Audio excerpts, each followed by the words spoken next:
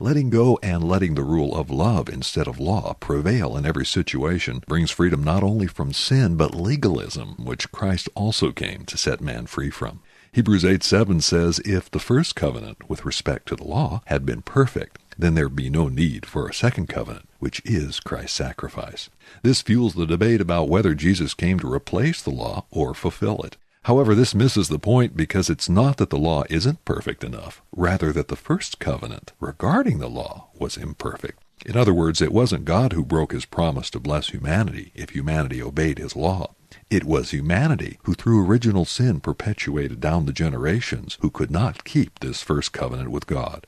Therefore, we are imperfect, not the law. But what we try to do is rationalize our sinfulness by adjusting or dismissing God's law so it doesn't conflict with our own behavior that's outside God's law. This is true lawlessness and continues the enmity between God and man.